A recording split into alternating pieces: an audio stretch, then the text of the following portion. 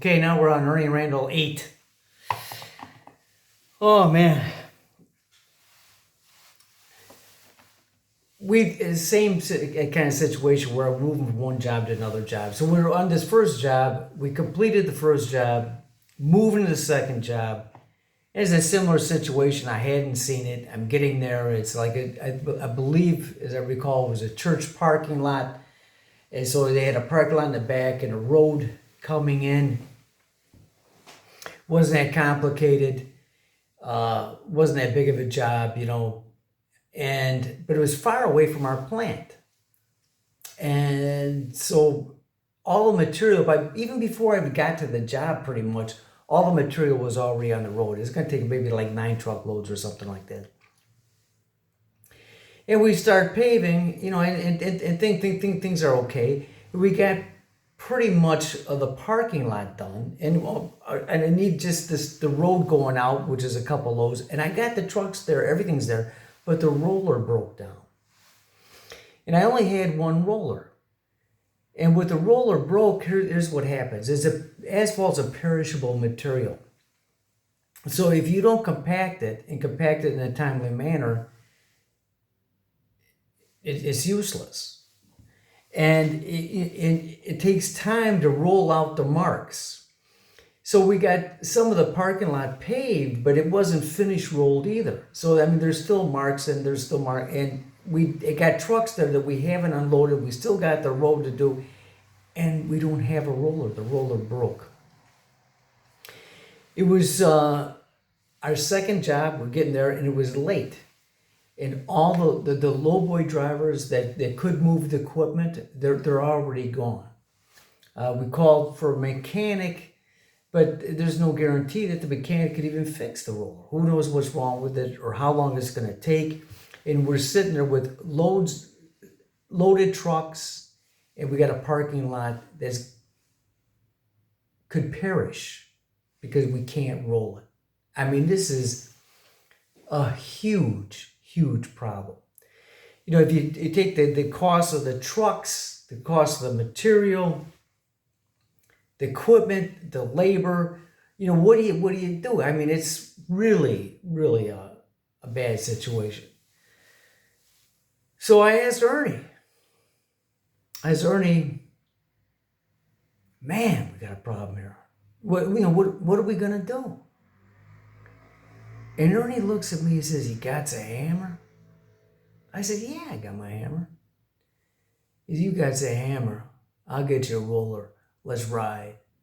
So we get in my pickup truck, and I got my 2-pound sledgehammer. I use it all the time. And we rode over to another construction site. And there was a roller there. A different company's roller, of course. And Ernie said, "I'm going to show you how to do this."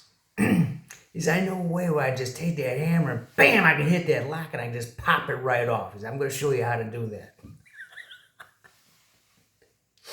So we get over there, and he does. He takes the hammer, bam! He hit it one time, the lock popped right off. And we were able to start that roller. And we moved it. We took that roller, I drove my pickup truck, Ernie ran the roller, and we ran it from that location where that company was working. We ran it to our job. And we used their roller to roll our job. And it worked. We finished the job. The trucks were gone. We finished everything. And by the time we finished, it was dark. But we still got to get that roller back, right? It's not like we're stealing it. We're borrowing it. But we got to get it back. So what happens? Not only do we you got to be nuts to be doing this stuff. Who could have thought of this? Only Ernie Randle could think of that. And who would have the guts to do this? The guts to do this stuff. So anyway, we're taking that roller back.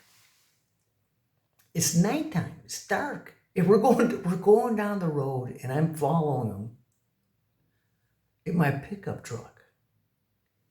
And that roller stops. It stops. It quits. It quits.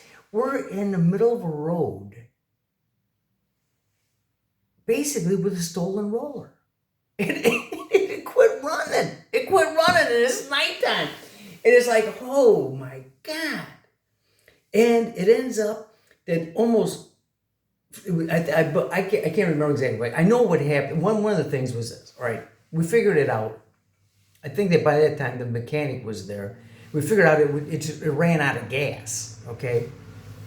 Unfortunately, or fortunately, I can't remember exactly how it happened, but all of our equipment is diesel.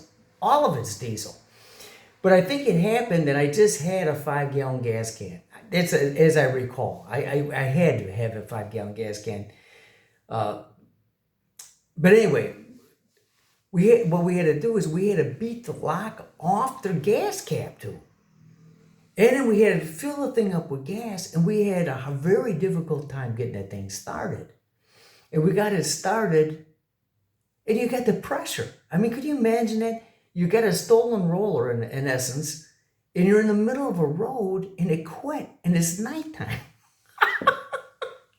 Anyway, we were able to get it started again, and we got it back to the original place that we took it, and we never got caught.